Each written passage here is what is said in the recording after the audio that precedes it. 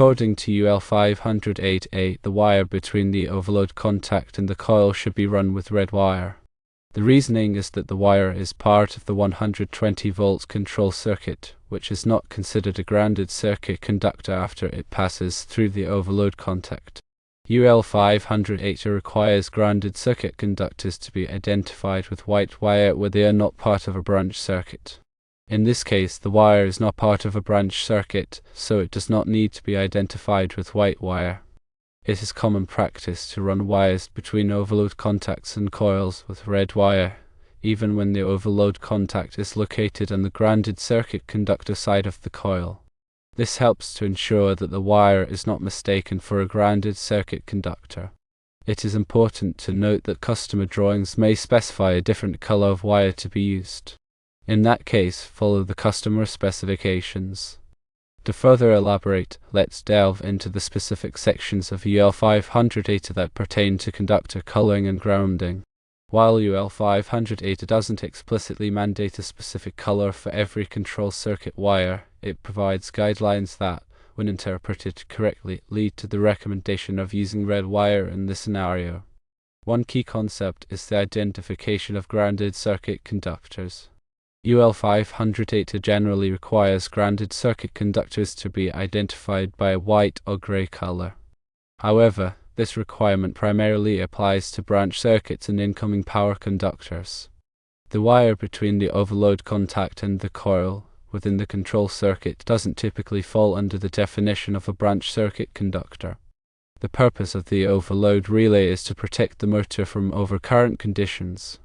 When an overcurrent occurs, the normally closed contact of the overload relay opens, interrupting the current flow to the motor starter coil.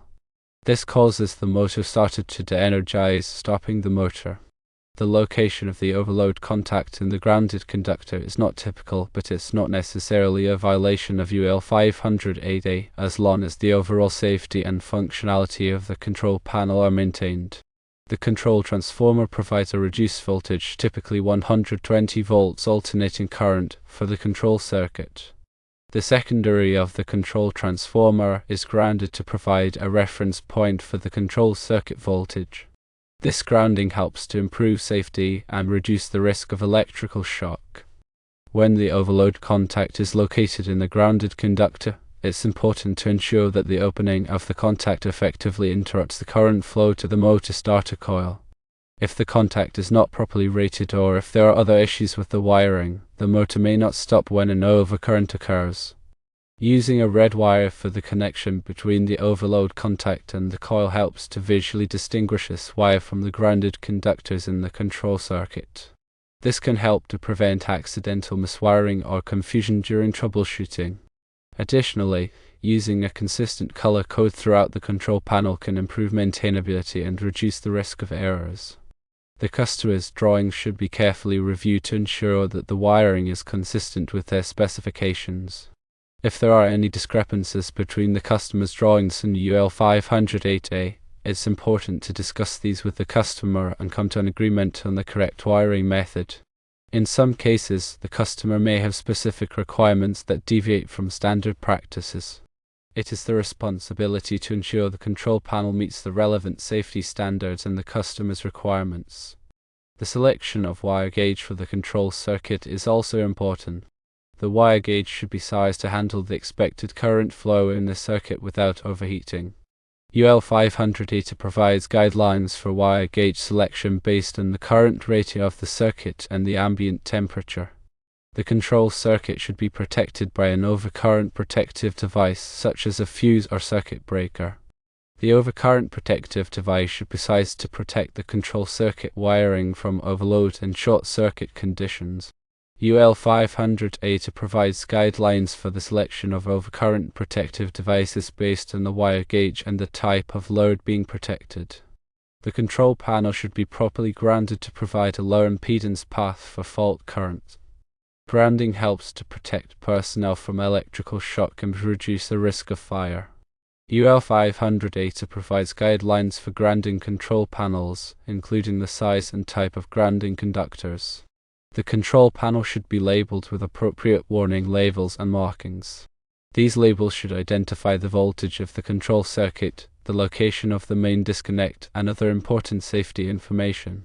UL 508 provides guidelines for labeling control panels, including the size and content of the labels. The control panel should be inspected and tested before it is shipped to the customer.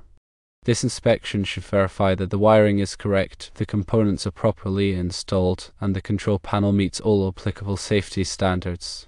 UL 508 provides guidelines for the inspection and testing of control panels. Here's a more detailed breakdown of why red is generally preferred for the wire between the overload contact and the coil in this specific scenario. 1.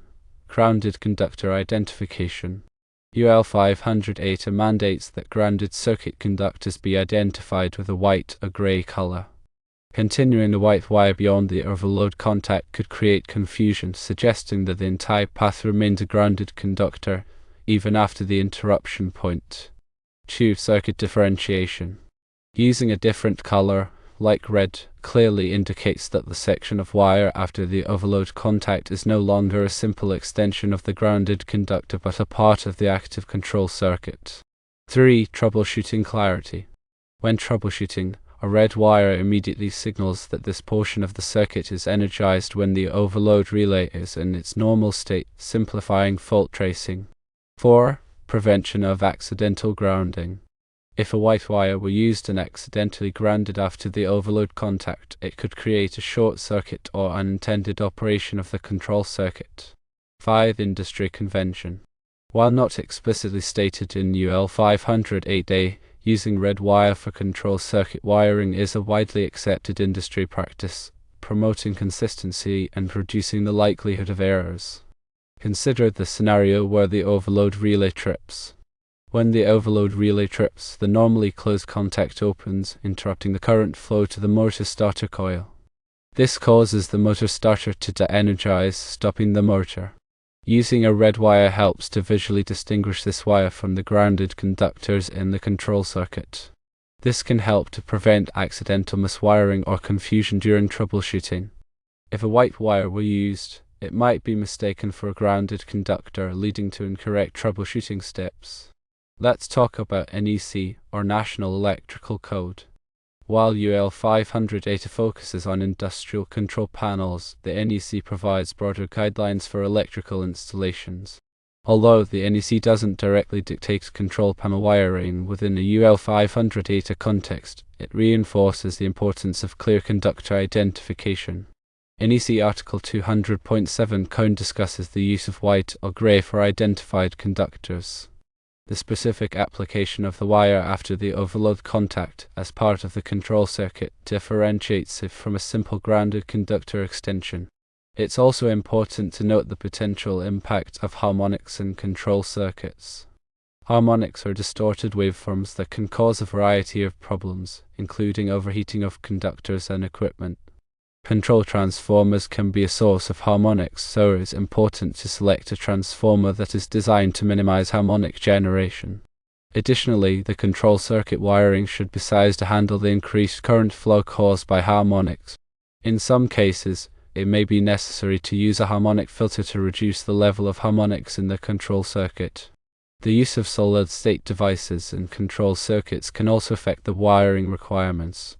Solid-state devices, such as programmable logic controllers, can generate high-frequency noise that can interfere with the operation of other equipment. It's important to use shielded wiring and proper grounding techniques to minimize the effects of noise.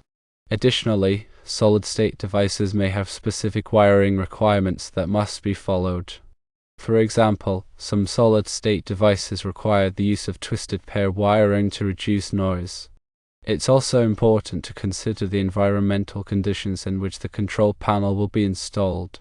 If the control panel will be exposed to extreme temperatures, humidity, or corrosive chemicals, it's important to select wiring and components that are suitable for these conditions. UL 508 provides guidelines for selecting components based on the environmental conditions. For example, UL 508 specifies the use of specific types of enclosures for control panels that will be installed in wet locations. Consider the scenario where the control panel is installed in a dusty environment. Dust can accumulate on the control panel components and cause them to overheat. It's important to use a control panel enclosure that is designed to prevent dust from entering. Additionally, the control panel should be periodically cleaned to remove any accumulated dust. Another factor to consider is the potential for electromagnetic interference, or EMI. EMI can be caused by a variety of sources, including radio transmitters, welding equipment, and other electrical equipment. EMI can interfere with the operation of control panel components, causing them to malfunction. It's important to use shielded wiring and proper grounding techniques to minimize the effects of EMI. Additionally, the control panel should be located away from sources of EMI. Here is an example. Imagine a scenario where there is a variable frequency drive, or VFD, nearby the control panel. VFD can generate significant levels of EMI, so it's important to take precautions to prevent EMI from interfering with the control panel components. In general, it is always important to follow the manufacturer's instructions for wiring and installing control panel components. The manufacturer's instructions will provide specific information about the wiring requirements, grounding techniques, and other important considerations. Failure to follow the manufacturer's instructions can result in damage to the components, safety hazards, or improper operation of the control panel. When in doubt, consult with a qualified electrical engineer or control panel expert.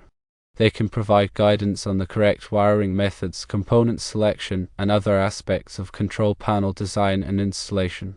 In summary, while UL 508 doesn't explicitly mandate red wire for the connection between the overload contact and the coil, it's the recommended practice due to its clarity in differentiating the control circuit from the grounded conductor.